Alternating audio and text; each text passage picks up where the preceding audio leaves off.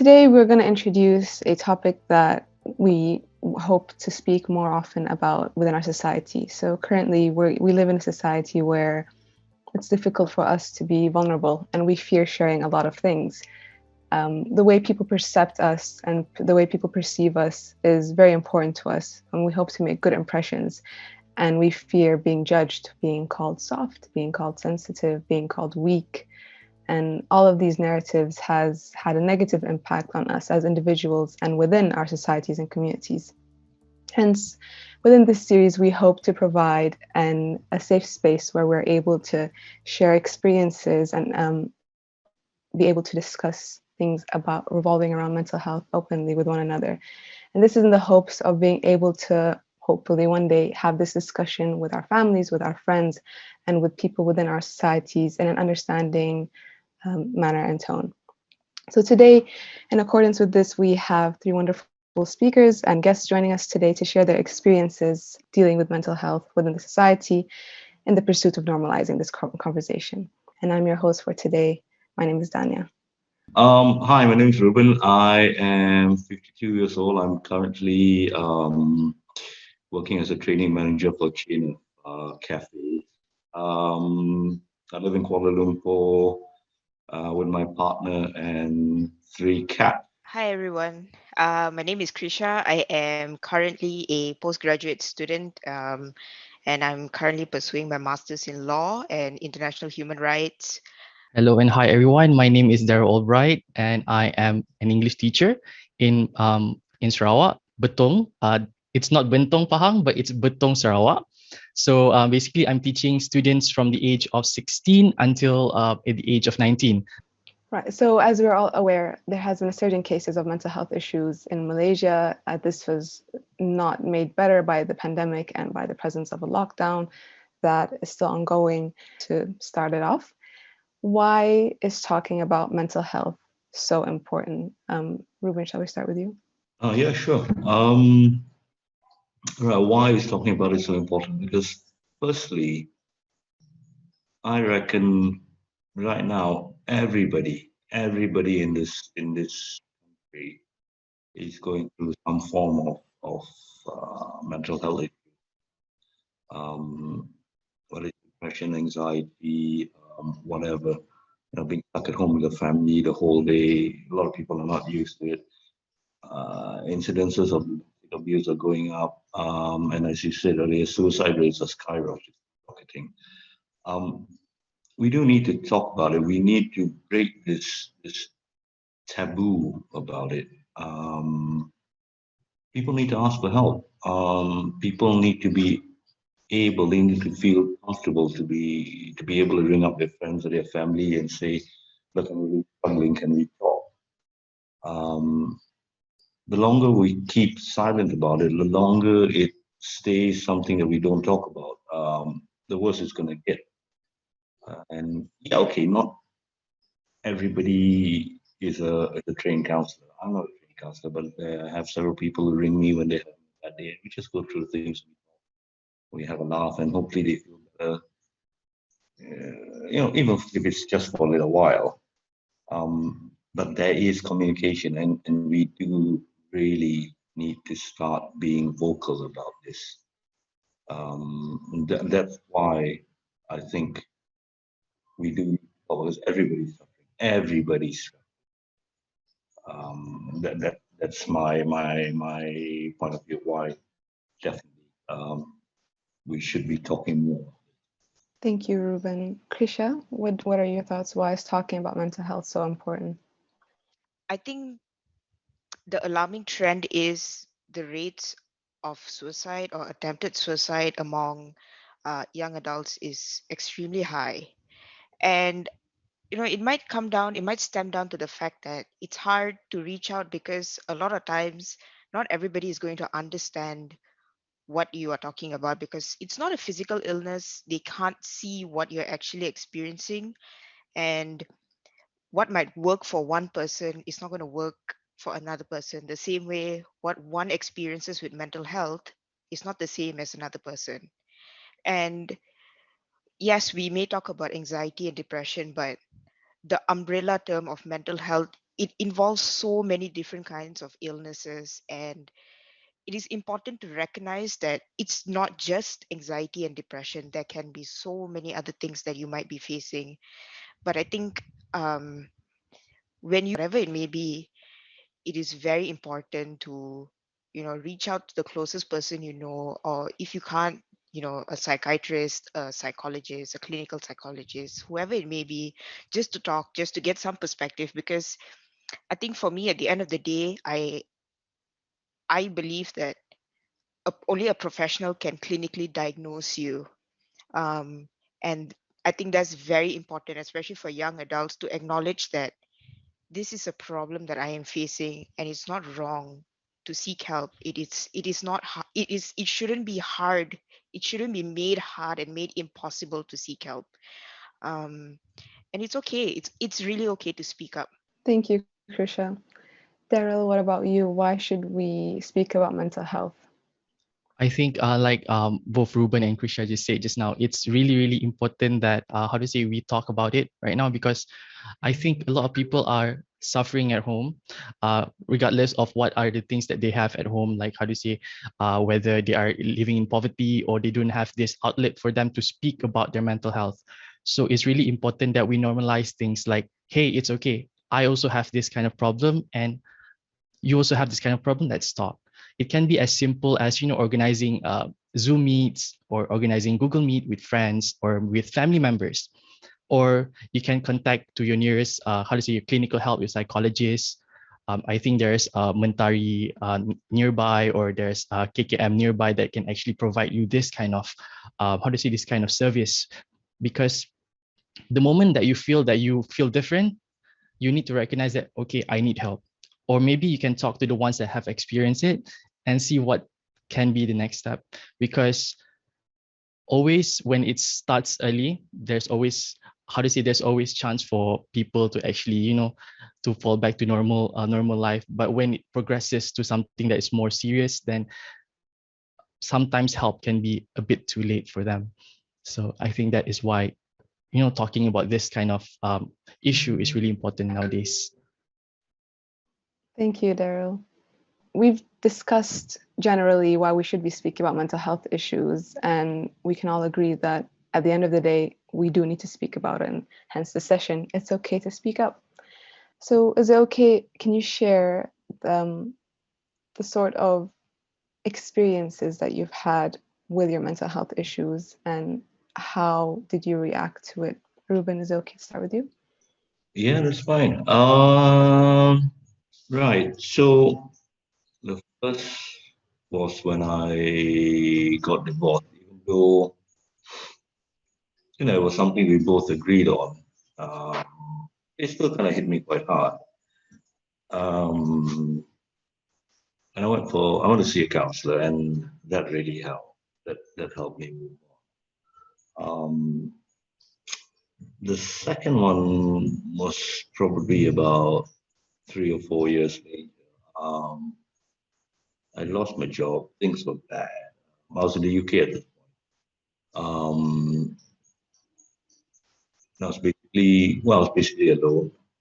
So I really went deep down that rabbit hole, like really, really deep. And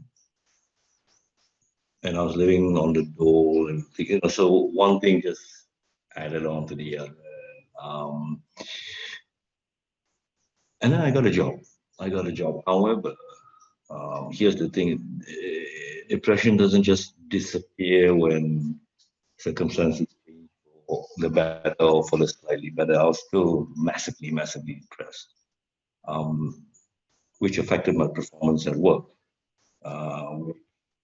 Snowballed and led me to losing that job, which then, again, got me even deeper. So I knew I was thinking. Again, I went to see a therapist, and she gave me this medication. For the life of me, I can't remember what it's called. And I hate taking meds of any whatsoever, even Panadol and stuff. And this thing I had to put under my tongue and let it dissolve, and it was so bitter. Um, and I just, I can imagine this was like a double strength Valium kind of thing because I'd be flying high, right? And I wouldn't feel a thing. And I know I don't like this. I don't like this. So I stopped that. I just didn't like the way it made me feel. Yeah, you fly high for a little while, but then you come crashing down again, which means you then need to keep on with this. And I thought, no, this is messing me up even more physically. So I stopped it. And really, it was around this point that I thought, you know what, why not just end it all at the point? I was tired. I was physically, emotionally tired. You wake up in the morning and it's like, for about 5 minutes, you're okay. And then everything just comes crashing back down. Um, and my saving grace was my friend in Scotland. She's a Malaysian girl. We grew up together in the same neighborhood in Johor Bahru. And she got married to a Scottish, and he kept pestering me to come back home. He's like, you're alone here. What on earth are you doing here? Go home, go home, go home. And I did. I got a ticket and I came back. Um, and that pretty much helped. I was still angry. Don't get me wrong, I was still angry. I was still depressed. But being back home in a familiar place with my mom and my brother and things like that really did help a lot. Yeah, there's still days that I get down. It never really goes away, I don't think. And I've come to the conclusion, and it's something that Daryl said earlier as well. I think the older you are, I was in my late 30s, the cracks are harder to fill over. It hits you a lot harder, and the chinks in your armor are much harder to deal with. Because I think, and Krisha might disagree with me, but I think if it hits you when you're a little bit younger, it's obviously it's easier, but the recovery period tends to last a little bit longer. But having said that, I know people in Krisha's age group are dealing with so much more with social media bullying, online bullying, and all the other stuff that comes with that. So I don't know, I could be wrong, but it was a tough time. It was a tough time for me, but I'm still here and I'm still fighting day by day basis, kind of thing. Thank you, Ruben. Bless you. Right. So, Krisha, what about you? What were the thoughts going through your mind when you were experiencing your mental health issues, and how did you react to it? Okay, so my first encounter that I remember of, because it's something about mental health and having amnesia where you forget the bad things in your life. But my actual first encounter was it was about 2 years ago on the 8th of May, if I'm not wrong. I was actually having exams during the time, and I remember texting both my mom and my brother, and I told them I don't think I can do this anymore. And throughout the night, so my exam was the next day, throughout the night they were trying to encourage me, but by about 11 p.m. at night, I just knew I could not do it anymore. And I had no idea why. I had no idea. And I kept thinking to myself, like, why am I so stressed out? Why am I crying so much? Why am I so upset? And so I did eventually defer my paper, but the next day it was really bad for me because it was the next day when I actually experienced very suicidal thoughts. And uh, to be honest, until today, I don't know where it came from. And that's the reason why I was also diagnosed with psychotic tendencies, because I kept hearing this like, it wasn't really voices, but I kept seeing like images in my mind. And so I texted my family and I told them what was going on. And my brother immediately called me and he was like calming me down on the phone, as I was hyperventilating. And my mom actually flew up from JB because I was studying in KL at that time. She immediately flew up to JB and she was with me. And I still had one more paper to sit for, but eventually it just got so bad. I hadn't slept for about 4 days by that point. It was just like periodic naps, and I was not eating. It was it was a very, very scary feeling for sure. And then we flew back to JB, and that Saturday, it was the 11th of May, I told them that I needed help, and they said they will get me the help that I needed. They were extremely supportive, and till today, I am so thankful for how much they actually and how much they are still doing for me every day. And yeah, I saw two psychiatrists that day. And that evening, I was clinically diagnosed. I was immediately put on medication. It's called sertraline. So it's to bring up your serotonin levels in your body. Um, and when I was diagnosed, I broke down because I think that's when it finally hit me that what I'm going through is actually real. Because yeah, it's true. I see it on social media. I have seen it on social media so many times where people my age are saying I feel depressed. And although I knew what it was, you would never think that it would happen to you. And when it does happen to you, you're like, wow, it is very, very real, and it is a very, very difficult journey. But to me, to be honest, I'm very, very thankful for all the support that I've gotten. Not just from my family, my friends. Everybody has been just so amazing. And shout out to my psychiatrist. She hears everything. So I think she might need a therapist as well. But she's been so amazing, and I've been seeing her for the last 2 years. I don't think I'll ever stop seeing her. Yeah, so it's been a journey, but I'm blessed. I'm very thankful that I'm still sitting here today. And so are we, and I'm sure your family are too. Thank you so much, Krisha. Daryl, what about you? What's your personal experience with mental health and how did you react to it? Okay, so my personal experience with mental health, it goes way back in my university time. I think that was when around 2017 or 2018, I think so. Around that time, the last semester, I think I got like this kind of nervous breakdown. I was anxious and I have all this, how to say, I feel a lot of things during that time. I remember I was, I would just stare in front of a mirror and I can just suddenly cry without, feeling anything. So it's like super weird.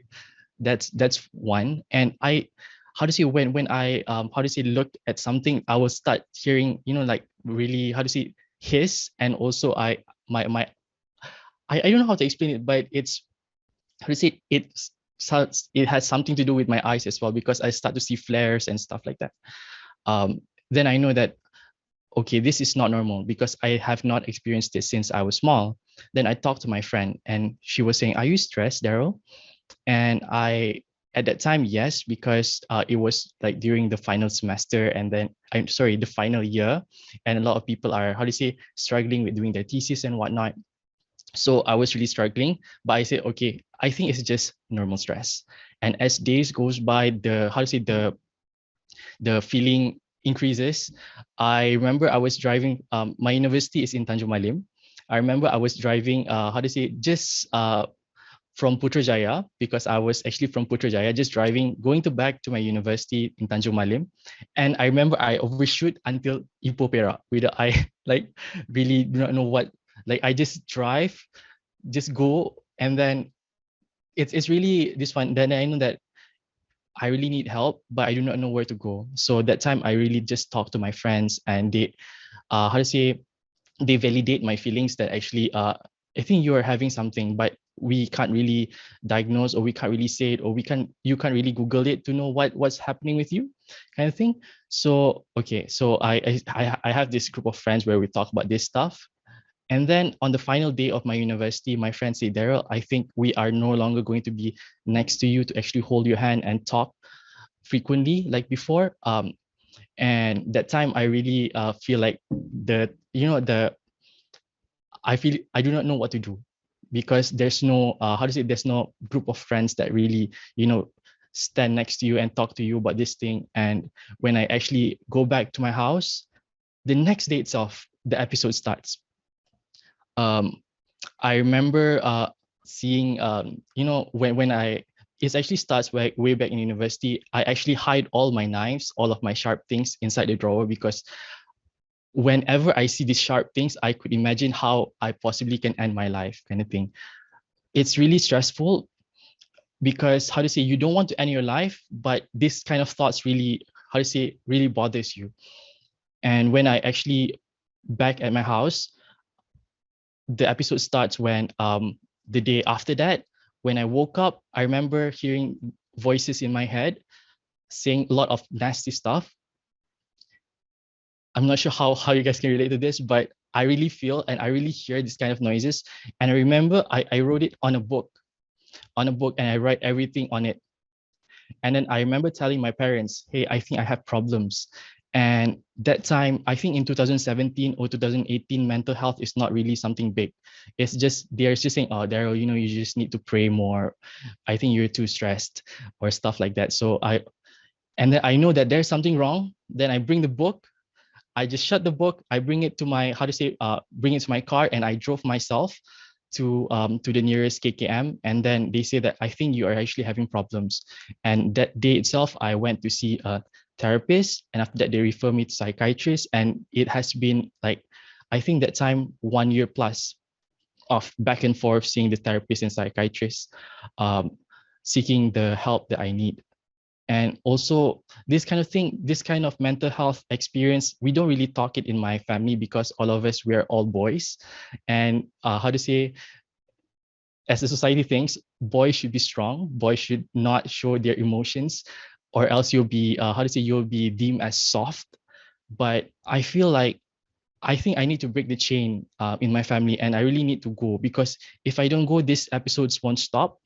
And thankfully I did. I went and I showed them the clinical diagnosis to my parents, and they changed their feelings or changed their mind when they saw this, and they really helped me.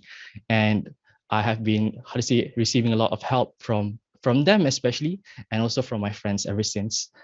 And here I am right now teaching my students English in Betong Vocational College. Yeah. Daryl, thank you so much for sharing. I think with each of your experiences, please believe me, 100%, I can relate on certain very different aspects. But I did see that there was a theme. Do you think so when you start thinking, or you start noticing these mental health issues, you start noticing the stress, the breakdowns, the crying? Daryl, 100%. There was a period in my life a few months ago where for about 2 weeks, I would cry without knowing why. And for a while, I kept feeling guilty, because I thought, you're being ungrateful. You're here, you're studying, you're in the UK. Alhamdulillah, I'm grateful to God, because I've got the finances to sustain myself. What are you crying for? Snap out of it. Do you think when you start noticing these mental health issues, whatever they may be, the delay that between the period of noticing it and actually seeking treatment, do you think, in a sense, is it a lack of awareness personally that this may be something real? Do you think it's pride? A lot of times students will come out of university and say, I never once submitted an extension. I went through all the stressful nights without submitting an extension. It can be viewed as a weakness. Do you think that delay may be due to these reasons? What do you think caused that delay in actually seeking treatment, or actually realizing that this was real? I'm just going to jump in here. I think what you said about pride was very much my thing, because like Daryl said, especially for me, I grew up in a generation where men and boys don't cry, and we can deal with anything the world throws at us, and we couldn't ask for help, blah blah, all that. And it definitely was pride. to a large extent, saying, no, there's nothing wrong with me. I'm fine. I can deal with this. I don't need help. But obviously, I couldn't deal with it. And obviously, I did need help. And I think part of the reason why I put off coming back home from the UK as well was pride. I didn't want to come home a broken man, in my eyes, a failure, which was a load of nonsense. Because I had nothing to prove to anybody anywhere, only to myself. And like you said, Dania, you can afford to financially sustain yourself, and you're there, and you're safe, and all that. But that doesn't mean anything, I mean, don't get me wrong, that means a lot. However, mentally, if something's affecting you, it's going to affect you regardless what your situation is. So yeah, definitely with me, what you said about pride is it was very much my thing. Yeah, so that was that for me. Thank you, Ruben. Krisha, what about you? Danny, I can completely relate to what you were saying. I think we all do it. To be honest with me, it was I don't think I ever acknowledged how stressed I got.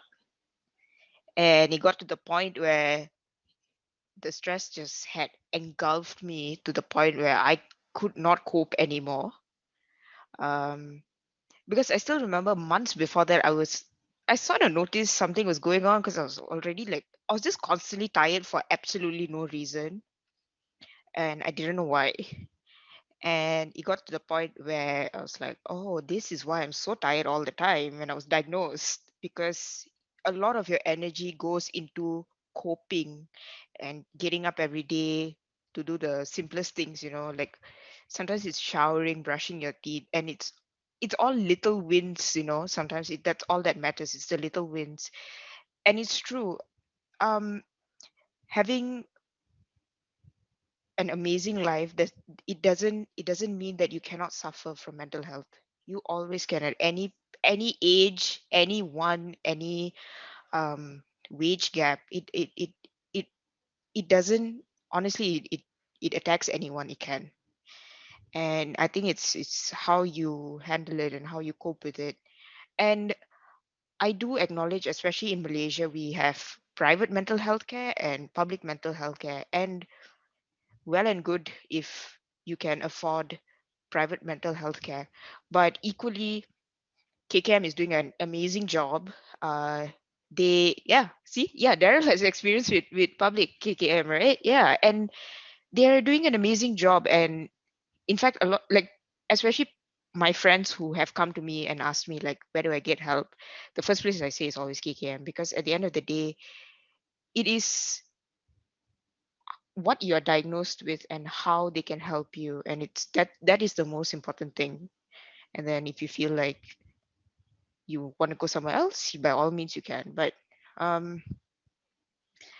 whatever it is, once you start noticing the small signs, you feeling extra tired, sleeping way more, eating less, it can be a myriad of things. But we need to learn that we have to acknowledge the small happenings in our life before it becomes too big. And some of us are not here anymore, and that can be the end result for a lot of people.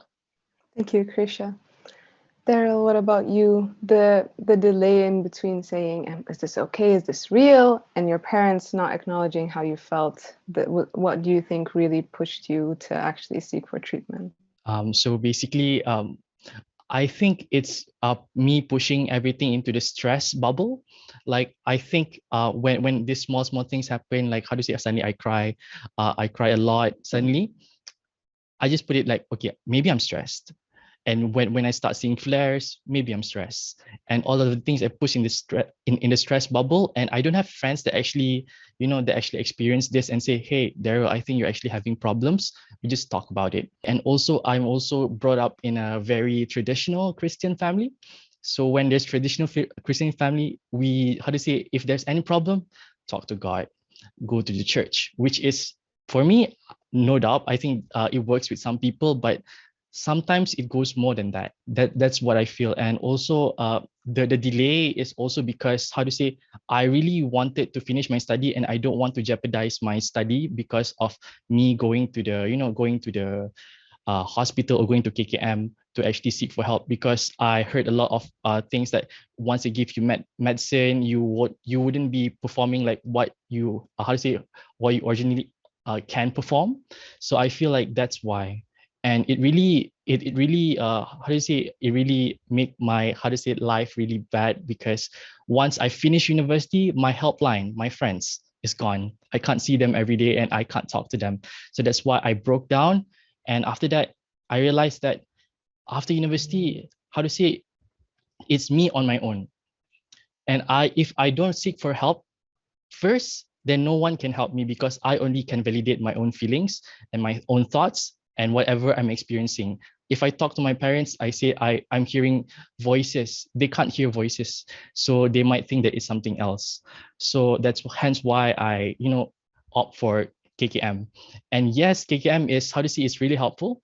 They can refer you as well to the hospital. Like the nearest one is Hospital Putrajaya or Hospital Sridang.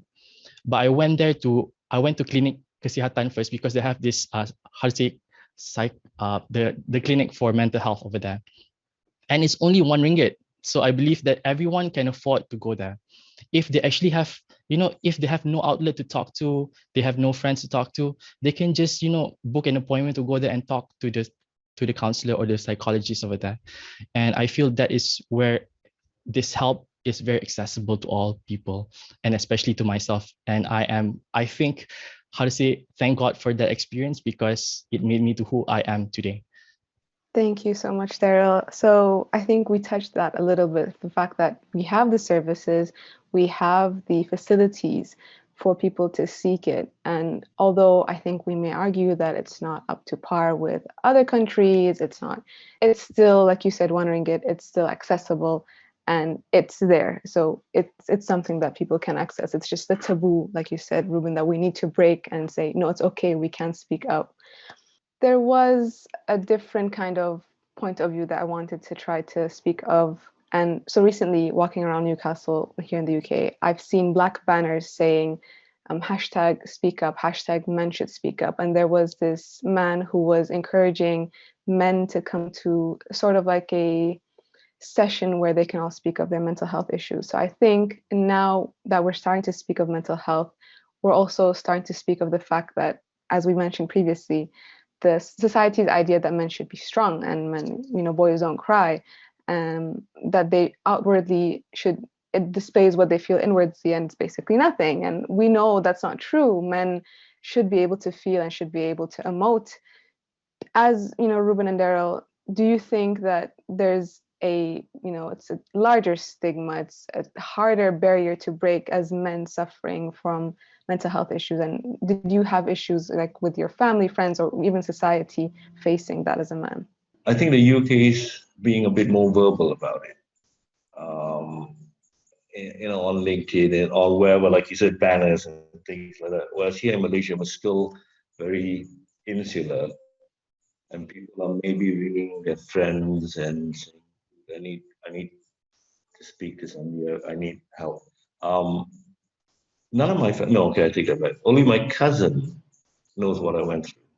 None of my other immediate family knows what I went through. I don't speak to my brother about this. That's just the way we were brought up. Like Daryl, my mom's a very, very, very staunch Catholic, and everything was, just go and pray, go to church, go and pray. And as Daryl said, that it might soothe your soul for a little bit, but it's not an answer. Okay, God's not going to come along, point a finger at you and say, right, this is what you need to do. No, it doesn't work that way. Yes, I think in other parts of the world, they are acknowledging it. They're talking more openly about it. But here, we definitely need to speak more about it, only because we still got this whole mentality, I suppose. It's like we're fine, everything's fine. I don't need help. No, a lot of people do need help. Many people do need help. Um, but yeah, we do need help here. We need to be more vocal about it. We need to stop being afraid. There's nothing wrong with this. There's nothing wrong with people who are suffering. They don't have a communicable disease. Um, they're just slightly off balance. That's all. You know. Yeah. So that's what I think about it. Thank you, Ruben. Thank you so much. Daryl, what about you? You said you grew up, we were just all boys. Do you think maybe being a man and being a male in society in Malaysia, do you think maybe that's one of the obstacles that you said, I should be better than this, I should be stronger than this? I think yes, because how do you say, in Malaysia, especially, we see a lot of male as as a leader, and then how to say, as a person that is very stable emotionally, physically, and also in a position of power. So it actually diminishes them.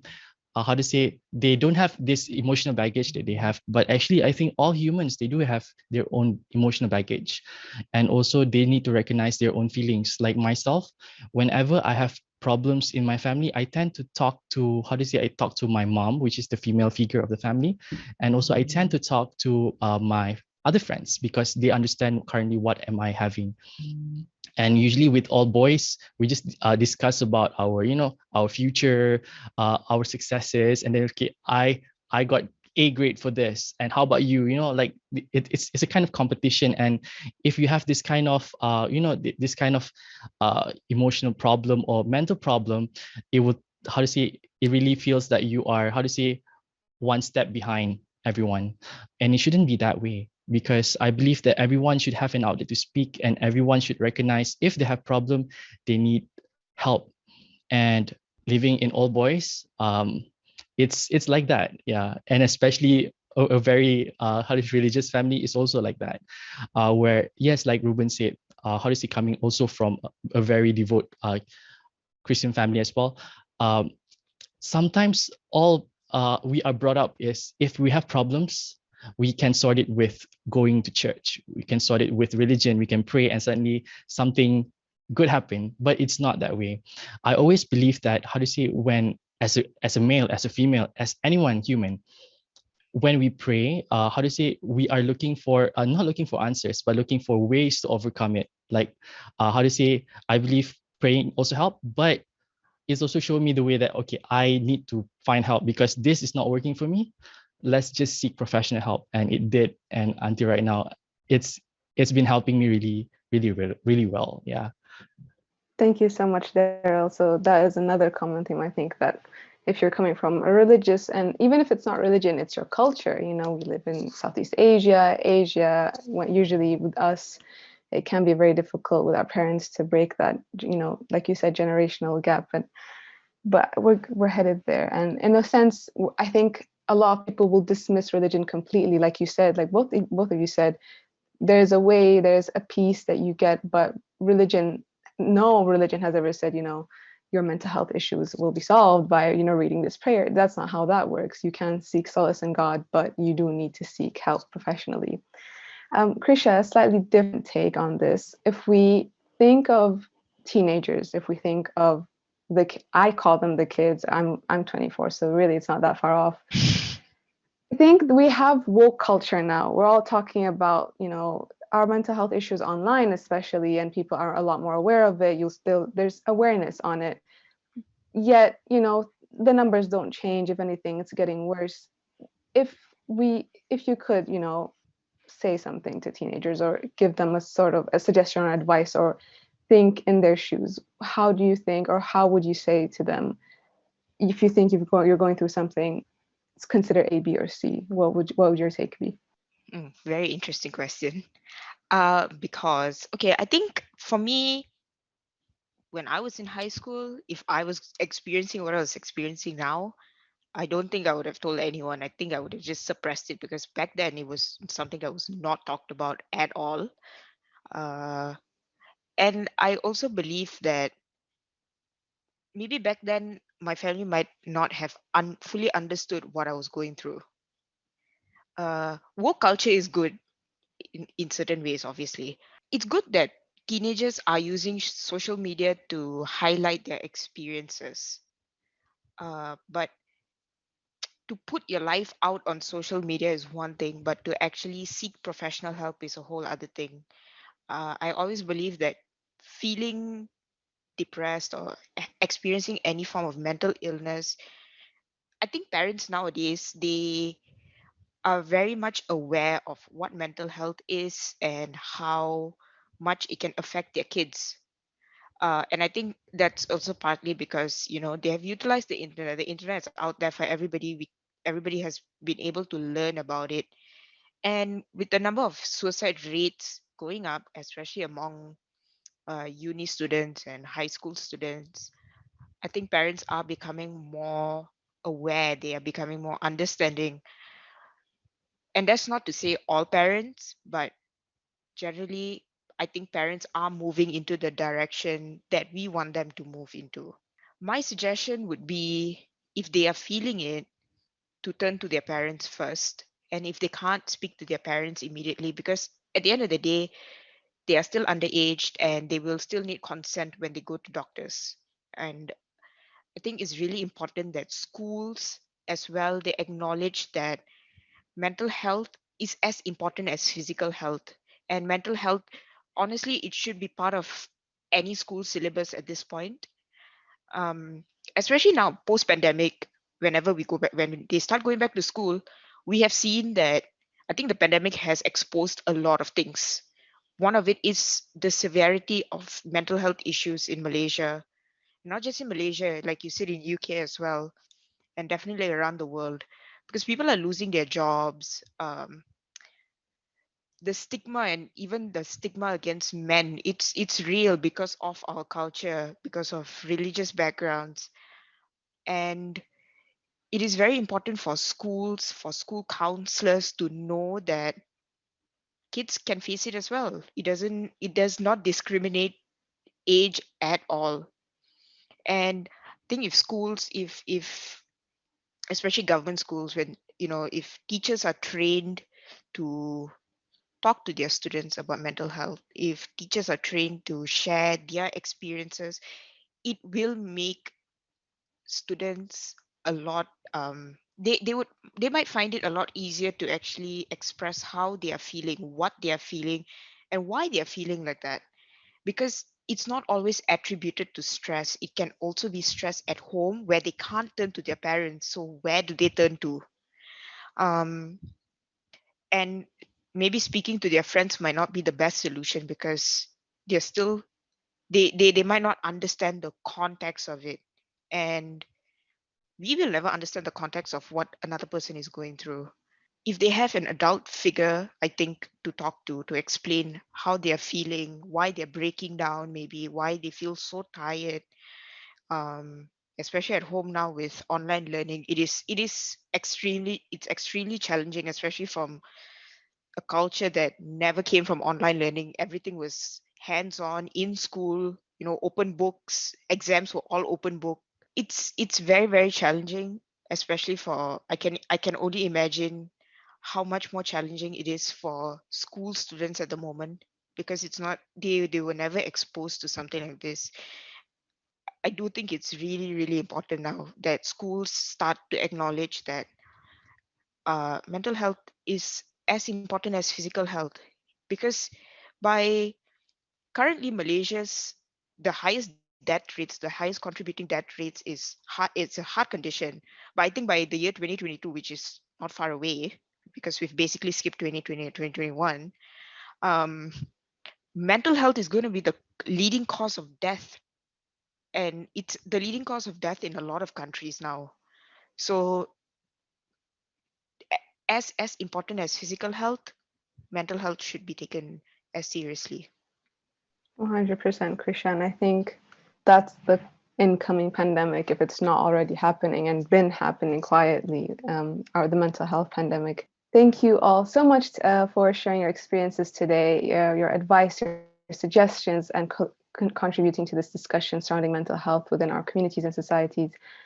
I'm sure that we've all agreed this is something that we need to speak up on. It is okay to speak about. And to the viewers out there, we hope that you realize your feelings are valid, what you're going through is valid, and that we hope you seek professional help or any sort of help for anything that you're going through. Just remember that it's completely okay to speak up, and please take care.